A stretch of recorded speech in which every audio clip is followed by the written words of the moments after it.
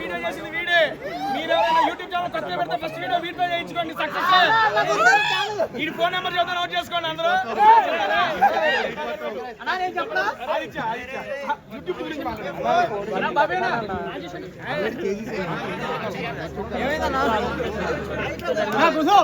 First of all నన్ను ఆదరించి ఇన్ని వారాలు హౌస్ లో మీ యొక్క ఓటింగ్ తో అడ్డు పెట్టిన ప్రతి ఒక్క ప్రేక్షకుడికి పేరు పేరున ధన్యవాదాలు తెలియజేసుకుంటున్నానండి. Thank you so much. And last సీజనే వెళ్ళొచ్చాను నేను, మీరు అందరికీ తెలుసు. అండ్ లాస్ట్ సీజన్ నేను ఏదైతే మిస్ అయ్యాను అనుకున్నానో మా అమ్మగారిని ఇంట్లోకి తీసుకెళ్ళడం అనేది నాకు మిస్ అయ్యింది. ఇంకా అది తీరని కోరిక, ఇంకా అది అయిపోయింది. దాని గురించి ఆలోచించకూడదు అనే టైంలో నాకు బిగ్ బాస్ 2వ ఆపర్చునిటీ వచ్చింది. ఇది నిజంగా ఎవరూ కల్లో ఊహించలేదు. ఎందుకంటే మన తెలుగులో ఇప్పటి వరకు బిగ్ బాస్ జరిగిన 8 సీజన్లలో this is the first season పూర్వ కంటెస్టెంట్ అంటే ఓల్డ్ కంటెస్టెంట్స్ వైల్డ్ కార్డ్గా వెళ్ళడం ఇదే ఫస్ట్ సీజన్ అండి. అండ్ అటువంటి సీజన్లో బ్యాక్ టు బ్యాక్ నాకు అవకాశం రావడం అనేది సీరియస్లీ మామూలు విషయం కాదు. ఎందుకంటే ఒక్కసారి బిగ్ బాస్కి వెళ్ళడం అనేది అదృష్టంగా ఫీల్ అయ్యే నేను. ఎందుకంటే నేను మీలాంటి ఒక యూట్యూబర్ నేనండి. నేను యూట్యూబ్లో ఫుడ్ వీడియోస్ చేసుకున్నాను, మీ అందరికీ తెలుసు. అలాంటి ఒక యూట్యూబర్ని యూట్యూబ్లో బిగ్ బాస్ లాంటి ఒక గేమ్ షో గుర్తించి పిలవటం అనేది నాకు చాలా ఫస్ట్ టైమే ఆనందాన్ని ఇచ్చింది. అటువంటిది నేను ఫస్ట్ టైం చేయలేదు ఈ పని అని చెప్పి నా మనసులో బాధ ఉంది. అటువంటి టైంలో 2వసారి కూడా అవకాశం వచ్చినందుకు మరీ ఆనందంగా ఉంది. ఈసారి అది ఫుల్ఫిల్ చేసుకోవాలని దృఢ సంకల్పంతో లోపలికి వెళ్ళాను. నేను లోపలికి వెళ్ళినప్పుడు మీరు చూసుంటారు, ఇదివరకు సీజన్లో నేను ఏమాత్రం ఆడానో మీ అందరికీ తెలుసు. అది చెప్పాల్సిన పని లేదు. దాన్ని మెరుగుపరుచుకొని నన్ను నేనుగా పరిచయం చేసుకొని ఇంకా బాగా ఆడాలనే ఉద్దేశంతో చాలా గట్టిగా ప్రయత్నించాను. మా అమ్మగారిని ఇంట్లో చూడాలి అనిపించి చూసేసాను. మళ్ళీ ఇప్పటికీ చెప్తున్నా, ఆ వీడియో నేను ఇప్పటివరకు చూడలేదు. మీరే నా ఫస్ట్ ఆడియన్. అయిపోగానే సార్ని కలవగానే బస్ అయిపోగానే ఇటే వచ్చేస్తున్నాను. నేను మిమ్మల్ని అడుగుతున్నా, మా అమ్మగారు ఇంట్లోకి వచ్చినప్పుడు ఎలా అనిపించింది మీరే చెప్పండి నాకు. చాలా బాగా అనిపించింది, ఎమోషనల్ అండి. నీ కోరిక తీర్చారు బిగ్ బాస్. బిగ్ బాస్ కోరిక తెచ్చడంతో పాటు మీరందరూ ఆ అవకాశాన్ని నాకు ఇచ్చారు. ఓట్ల ద్వారా అన్ని వారాలు అడ్డు పెట్టడం వల్లే ఆ వీక్లో నేను ఉండటం వల్ల మా అమ్మగారు ఇంట్లోకి వచ్చారు.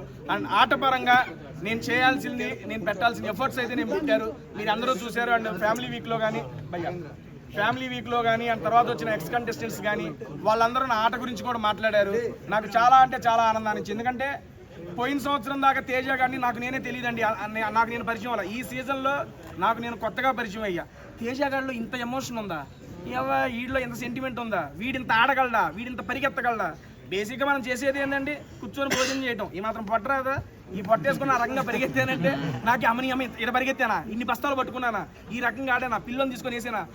రోజుకి నాకు నేనే కొత్తగా పరిచయం అయ్యాను. సీరియస్లీ ఇంతటి గొప్ప అవకాశాన్ని ఇచ్చిన బిగ్ బాస్కి మరియు స్టార్ మా యాజమాన్యానికి ఇంకొకసారి మనస్ఫూర్తిగా ధన్యవాదాలు తెలియజేసుకుంటూ, ఇన్ని వారాలు అట్టి పెట్టేందుకు తెలుగు ప్రేక్షకులతో పాటు ఇన్ని వారాలు సపోర్ట్ చేసిన మీడియా మిత్రులందరికీ పేరు పేరున ధన్యవాదాలండి. అండ్ ఏమండి హాస్టల్ వాసులందరికీ, నాకు ఓట్ చేసి ఇన్ని వారాలు అడ్డు పెట్టిన జేవీ కాలనీ హాస్టల్ వాసులందరికీ థ్యాంక్ యూ సో మచ్ అండి పేరు పేరున. రేపు నుంచి నేను ఇంకా ఓకే మా ఇంట్లో ఫుడ్ వండుకోను, పూటకో హాస్టల్కి వచ్చి తినిపోతాను. నాకు హాస్టల్ రివ్యూలు ఇస్తే నన్ను ఖాళీ చేస్తారా నుంచి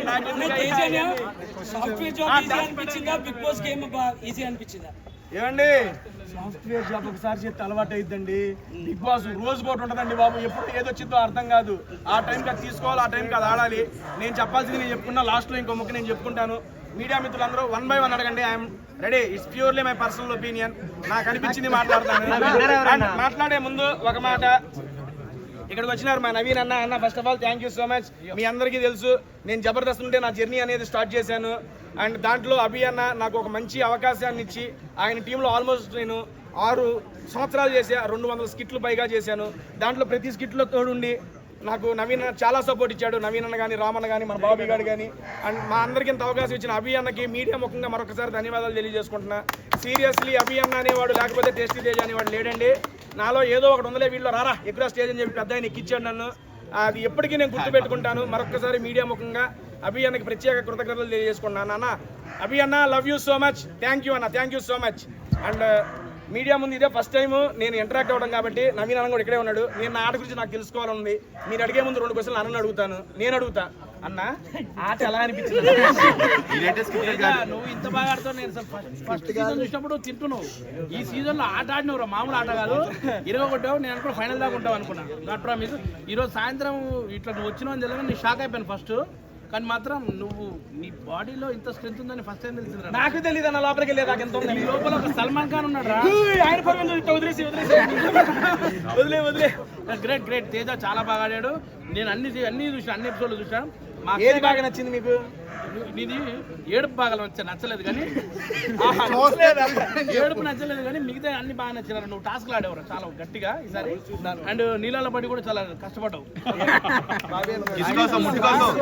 ఆటలు కాదు, అది చిలకాల ఆటలో ఏదో ఆడేవారు అక్కడ. అరే ఓకే, మా బాబీ గారు. ఫస్ట్ నుంచి నాకు సపోర్ట్ గా ఉన్నాడు మా బాబీ. బాబీ నీకు ఎలా అనిపించింది ఒక మాటలో చెప్తాను. మళ్ళీ ఇక్కడ ఉన్నాయి మైకులు. బస్తాలు మోసినప్పుడు వీడికి కష్టం తెలిసిందండి. రెండోసారి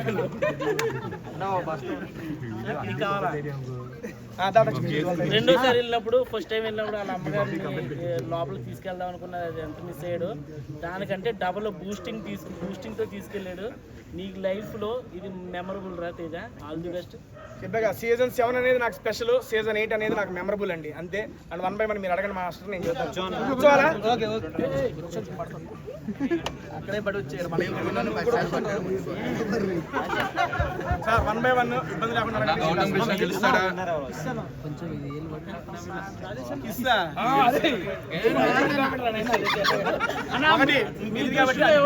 మనోడు పెట్టాడని తెలుసు. సరదాగా మేమేం చేసుకున్నాము, అక్కడ చేసాము. అది స్పాంటేనిటీగానే అయిపోయింది. కాకపోతే ఆ తర్వాత జరిగింది మీకు రాలేదు. నాకు సార్ చూపించే వరకు అక్కడ వరకే వచ్చిందేమో అనుకున్నాను. దాని తర్వాత ఇంకా జరిగింది. బట్ మీకు అదే చూపించారు గంట ఎపిసోడ్లో. ఇంకా తర్వాత విన్నర్ మీ దృష్టిలో పర్సనల్ ఒపీనియన్ చెబుతాను. ఎందుకంటే ఇవ్వండి, నాకు సార్ దగ్గర ఎలిమినేట్ అయ్యి వచ్చి బస్ దగ్గరికి వెళ్ళి డైరెక్ట్ ఇక్కడికి రాడ్డా. బయట ఏం జరుగుతుంది ఏంటి అనేది నాకు తెలియదు. కాకపోతే నేను స్టేజ్ మీద కూడా ఒకటే చెప్పా, నా దృష్టిలో మా గౌతమ్ గారు ఇంకోటి నిఖిల్ బ్రో వీళ్ళిద్దరి మధ్యలో ఉంటుందని నా గట్టి నమ్మకం.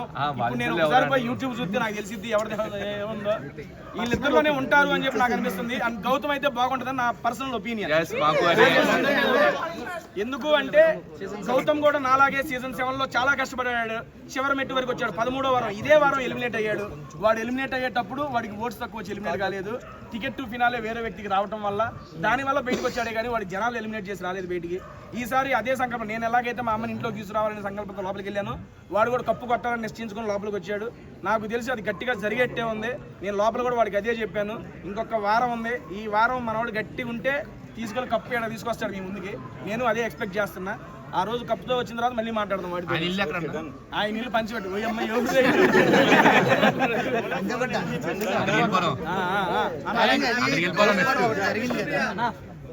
మీరు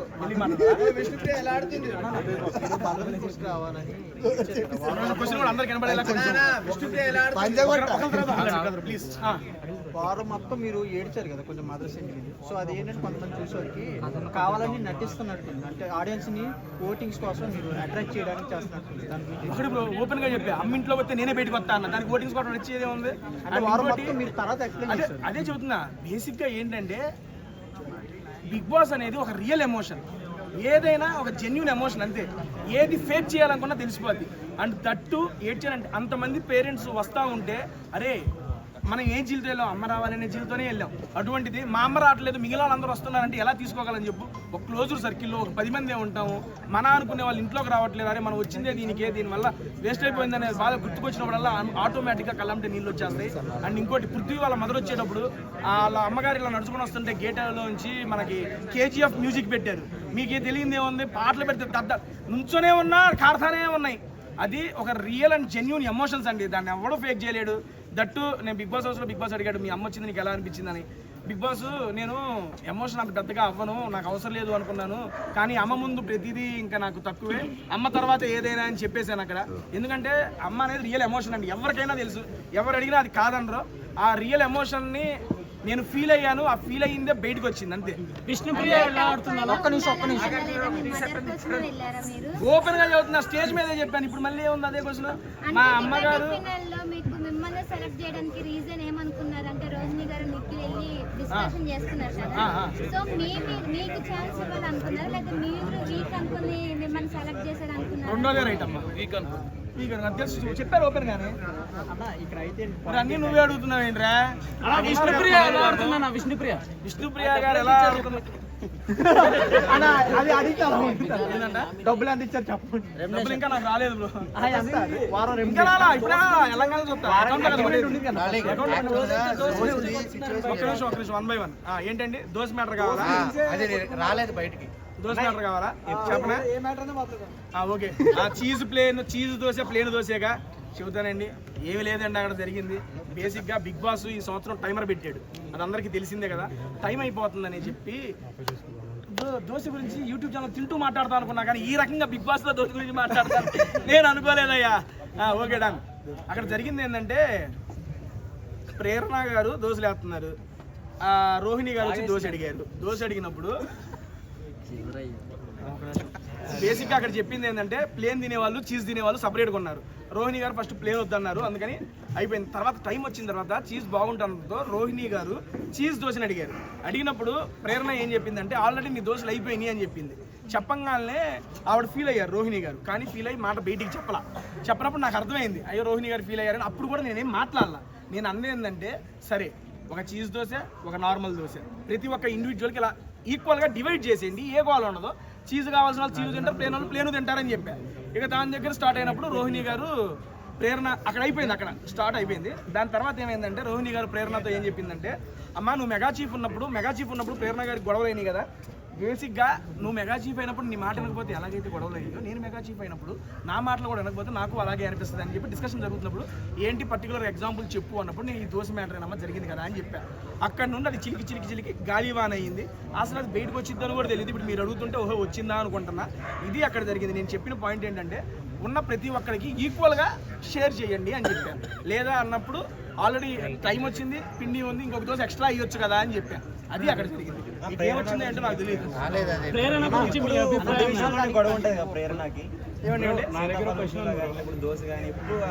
బేసిక్గా తను నేను ఇందాక స్టేజ్ మీద కూడా నాకు సార్ కదా చెప్పా, ఆట పరంగా మంచిగా ఆడుతుంది, చాలా బాగా తన పాయింట్స్ కూడా పెడుతుంది. మాట తీరు పరంగా కొంచెం మార్చుకొని ఉంటే అది తనకి ఇంకా ఫినాలేకి వెళ్తానికి ఉపయోగపడుద్దని నా సలహా కూడా చెప్పా. చాలా మంచి అమ్మాయి, నాకు ఇంట్లోకి వెళ్ళంగానే కనెక్ట్ అయ్యి నా అమ్మాయి చాలా బాగుంది, పెళ్ళి అయిపోయింది, మనం ఏం చేయలేలే కానీ చాలా మంచి అమ్మాయి. Vishnupriya and Prithvi love track correct అంటారా?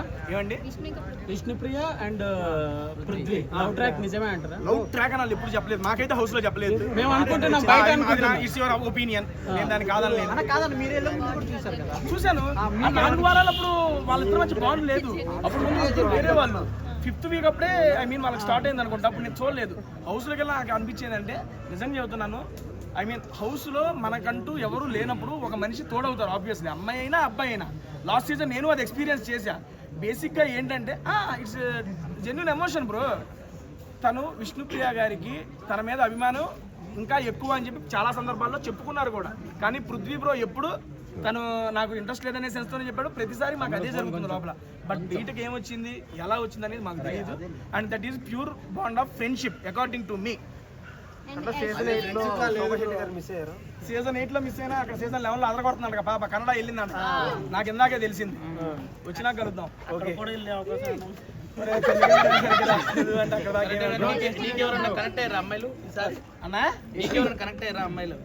రోహిణి గారండి, రోహిణి గారు ఆట గురించి చెప్పాలి.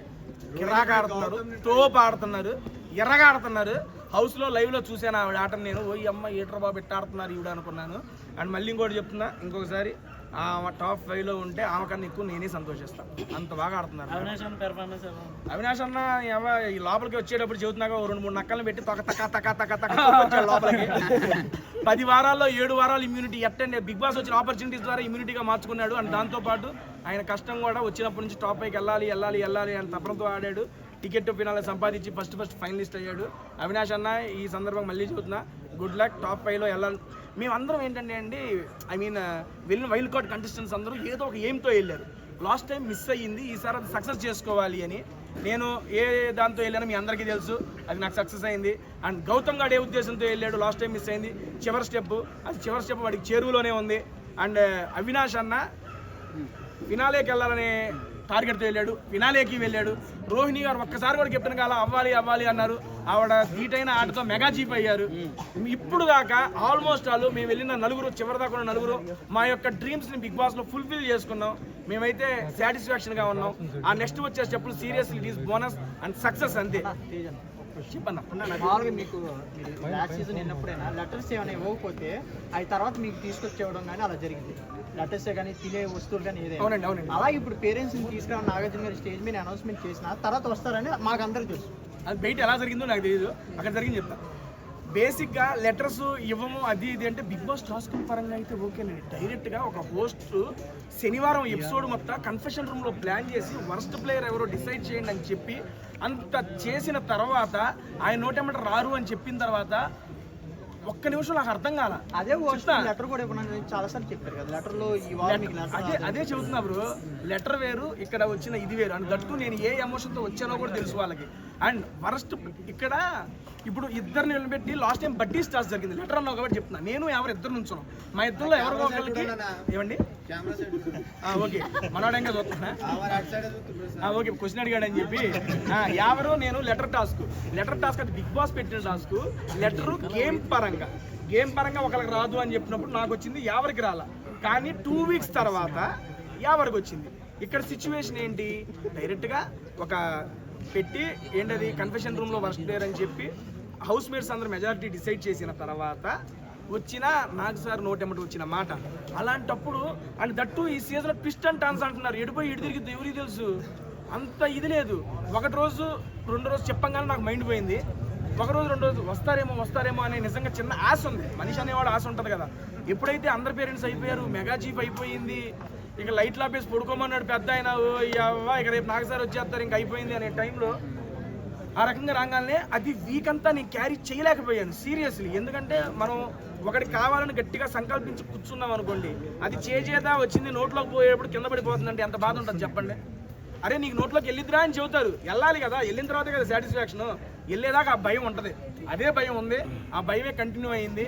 అండ్ దాని తర్వాత ఆ భయం పోయింది, ధైర్యం వచ్చింది, హ్యాపీనెస్ మిగిలింది.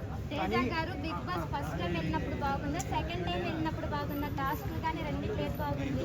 బేసిక్గా ఫస్ట్ టైం ఎక్స్పీరియన్స్ ఎప్పుడు స్పెషల్ గానే ఉంటుందండి. మళ్ళీ కెమెరా యాంగిల్స్ వస్తాను, ఫస్ట్ టైం ఎక్స్పీరియన్స్ ఎప్పుడు స్పెషల్ గానే ఉంటుందండి. అండ్ కాకపోతే సెకండ్ టైం అనేది నాకు చాలా మెమరీస్ని ఇచ్చింది, చాలా మెమరబుల్గా గడిచింది. అండ్ ఎందుకంటే వచ్చిన ప్రతి ఒక్కరు అన్న టాస్క్లు భలే ఆడేవన్నా అంటే ఎవరు నేనా, అన్న పాయింట్లు భలే పెట్టామంటే ఎవరు నేనా, అన్న అది ఇది అని చెబుతుంటే నాకు భలే అనిపించింది. ఎందుకంటే ఇన్ని పొగడతాను నాకు ఎప్పుడు రాలేదండి బాబు. హౌస్లో నుండి వచ్చిన ప్రతి పేరెంట్ కానీ అండ్ మనకి వీకెండ్స్లో జరిగినప్పుడు వచ్చిన గెస్టులు కానీ ప్రతి ఒక్కళ్ళు నా నా మాట గురించి ప్రతి ఒక్కళ్ళు ప్రైజ్ చేశారు. దానికైతే చాలా హ్యాపీనెస్ ఇచ్చింది. That's why Bigg Boss season 8 is so memorable for me. Bro అమ్మమ్మ నైనిక ఒక ఎపిసోడ్ లో లోపలికి వచ్చి డైరెక్ట్ నామినేషన్ చేయమన్నారు బిగ్ బాస్. నైనిక అప్పుడు నైనిక చేతి మీద ఏదో రాసుకుని వచ్చారు, అవన్నీ స్క్రిప్టెడ్ అని అంటున్నారు అందరూ. మరి మీరు దీని గురించి ఎలా చెప్తున్నారు? ఏం రాసుకొచ్చారు? చేతి మీద ఏదో రాసుకుని వచ్చి చూసి చెప్తున్నారు, లైక్ నామినేషన్ చేతిలో రాసుకుని వచ్చి స్క్రిప్ట్ ప్రకారం చెప్తున్నారు బిగ్ బాస్ చెప్తున్నారు అని చెప్పి పోర్ట్రేట్ అవుతుంది సోషల్ మీడియాలో. సో దీని గురించి మీరు ఎలా చేతి మీద రాసింది నాకు తెలియదులే, కానీ బేసిక్గా ఏంటంటే there is nothing script in Bigg Boss అండి. ఎందుకంటే స్క్రిప్ట్ కావాలంటే లాస్ట్ టైం చెప్పాము, ఇప్పుడు చెప్పాము, స్క్రిప్ట్ ఇవ్వాలంటే అందరూ విన్నర్ అవడానికే స్క్రిప్ట్ అడుగుతారు, ఓకేనా? There is nothing script in. మేము స్టేజ్ మీద ఎక్కిన తర్వాత నాగ్ సార్ని చూసిన తర్వాత మళ్ళీ ఎలిమినేట్ అయిన తర్వాత నాగ్ సార్ని చూస్తారు, కానీ ఇంకా మనకు ఎటువంటి ఇన్ఫర్మేషన్లు ఏమీ వచ్చేది లేదు, పెట్టేది లేదు. నాగ్ సార్ టీ షర్ట్ తగ్గితే ఇస్తామన్నా, మనకు తగ్గట్లేదు అని చెప్పి ఏం ఫినాలేలో ఈ 2 వారాల్లో తగ్గుతాయి, ఎట్ట ఒకటి తగ్గి తీసేసుకుంటాం సీరియస్లీ. ఎందుకంటే గంగావని చూస్తే నిజంగా మా అమ్మమ్మ గుర్తుకొచ్చారండి. ఐ మీన్ మా అమ్మమ్మ అంటే మా అమ్మ వాళ్ళ అమ్మగారు. బేసిక్గా గంగవ్వ ఆ వయసులో కూడా తను ఒక ఎయిమ్తో ఒక జీల్తో వచ్చి అన్ని వారాలు సస్టైన్ అవ్వడం అనేది మామూలు విషయం కాదండి. సీరియస్లీ తను ఫస్ట్ 3 weeks చాలా ఎనర్జెటిక్ గా ఉంది. చూసారు కదా గంగవ్వతో ప్రాంక్ ఎట్లుంది, అల్లాడించింది. భలే చేసింది. దాని తర్వాత 3 వీక్స్ తర్వాత ఏమైందంటే ఆవిడకి కొంచెం ఆరోగ్యం ఇదవ్వడంతో కొంచెం ఇబ్బంది పడుతుంది. మా నాన్న వచ్చారు కదా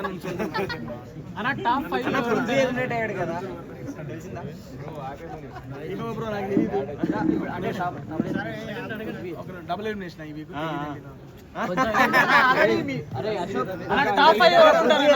ఎవరనేది తెలియదు అంట. నా ఉద్దేశంలో టాప్ 5 అండి. ఓకే చెప్తా. గౌతమ్, నిఖిల్, నబీల్, అవినాష్, నాకైతే రోహిణి గారు ఉన్నారండి. ఇంకోటి ప్రేరణ గారు ఉంటారు అనిపిస్తుంది. 6 చెప్పాను ఎందుకంటే అన్నకి అదేనమ్మా, మన అవినాష్ అని వెళ్ళిపోయారు కాబట్టి మిగిలిన 5 ఉంటారనేది, మిగిలిన 5 నా పేరు. నేను వీళ్ళైతే ఉంటారని చెప్పి నా అభిప్రాయం అండి. నేను ఆల్రెడీ స్టేజ్ మీద కూడా ఇదే చెప్పొచ్చాను. Bro last 2 to 3 minutes bro, time అయిపోతుందంట. నబీల్ గారిదే అండి. ఆ నబీల్ గారిది ఏంటంటే ఫస్ట్ నుంచి ఆట మంచిగా ఆడుతున్నాడు, బాగా ఆడుతున్నాడు. అండ్ ఎప్పుడైతే బయట నుండి చాలా మంది వచ్చి ఇలా అని చెప్పడంతో మనోడు ఇంకా చిన్న వయసు 25 అవన్నీ చెప్పి వాళ్ళ యొక్క రివ్యూని ఎలా తీసుకోవాలో మనకు అర్థం కాలేదేమో అని నాకు అనిపించింది. మేము చెప్పాం ఇంట్లో, అరే ఇట్లా కాదు, నువ్వు వాళ్ళ ఏం పట్టించుకోక, నీ ఆట నువ్వు వాడు, నీలా నువ్వు ఉండు అని మేము చెప్పాం. మళ్ళీ గేర్ మార్చాడు మనవాడు, మొదలెడుతున్నాడు ఆట. ఈ 2 వారాల్లో ఏమైనా ఎవరు నన్ను చేసింది అది చెప్పేదో మీ అందరికంటికి కనపడింది. నేను ఎక్స్పీరియన్స్ చేసిందే నేను అక్కడ వాళ్ళతో చెప్పానండి. ఎందుకంటే నేను అదే నామినేషన్లో చెప్పిన పాయింట్, ఫస్ట్ విష్ణుప్రియ గారు నన్ను నామినేట్ చేసినప్పుడు జైలు నామినేషన్, ఆ జైలు నామినేషన్లో విష్ణుప్రియ గారు నన్ను నామినేట్ చేస్తుంటే వాళ్ళందరూ కలిసి మాట్లాడారు. అప్పుడు ఆబ్వియస్లీ నేను అది ఫీల్ అయ్యా, ఎంతమంది కలిసి ఒకే పాయింట్ మీద నా మీద మాట్లాడతారు. అక్కడ బిగ్ బాస్ నామినేట్ చేయమని ఎవరిని, మెగా చీఫ్ని, హౌస్ మేట్స్ని అండ్ ఓజీ క్లాన్ని కాదు. ఓకేనా? అటువంటిప్పుడు విష్ణుప్రియ గారు నన్ను నామినేట్ చేసినప్పుడు ఓజీ క్లాన్ మెంబర్స్ మాట్లాడడం ఎందుకు, అది నాకు ఒకటి తప్పు అనిపించింది. ఇంకోటి గుడ్డేసినప్పుడు, నేను గుడ్డేస్తే తప్పు ఒప్పుకున్నా, నా పక్కన వేసిన వాళ్ళు కూడా తప్పే కదా, అది ఒప్పుకోకపోయినా వేరే వాళ్ళైనా అరే అది తప్పురా అని చెప్పాలి, అది కూడా చెప్పాలి. అక్కడ నాకు అనిపించింది. ఇంకోటి, నామినేషన్ చేసేటప్పుడు ఏది పెయింట్ నామినేషన్ అప్పుడు నేను నిఖిల్ నామినేట్ చేసి నేను మాట్లాడుతుంటే అటు నుంచి యష్మి అను పృథ్వీ మాట్లాడారు ఆ ఉద్దేశంతో. అటువంటి నేను ఎప్పుడైనా నామినేషన్ చేసినప్పుడు నాకు ఎవరైనా సపోర్ట్గా రాలా, అటువంటిప్పుడు ఆయన నామినేట్ చేసి నేను డిఫెండ్ చేసినప్పుడు వాళ్ళిద్దరు వచ్చినప్పుడు నాకు ఈ 3 సినారియోస్ వల్ల నాకు అలా అనిపించి ఆ మూమెంట్లో నేను సపోర్ట్ లేదనుకోవచ్చు కదా. అదే చెబుతున్నా బ్రో, అదే చెబుతున్నా. ఇక్కడ ఏంటంటే గ్రూపిజం, సపోర్ట్ 2 వేరు bro. Wantedly targeting is a groupism, support is a Rohini గారు మా మదర్ వీడియో, వాళ్ళ మదర్ వీడియో వచ్చినప్పుడు అందులో వాళ్ళ మదర్ త్యాగం చేసి నాకు ఇచ్చింది, అది సపోర్ట్ బ్రో. రెండింటికి చాలా తేడా ఉంది. తిన్ను లైన్ అర్థం చేసుకోవాలి అంతే. పృథ్వీ గారి గురించి అభిప్రాయం అంటే చెప్పాక మంచి ఆటగాడు, ఎన్ని గేమ్స్ ఆడాడు అయ్యా బ్రదర్, చాలా మంచి గేమ్స్. దన్నా అండి.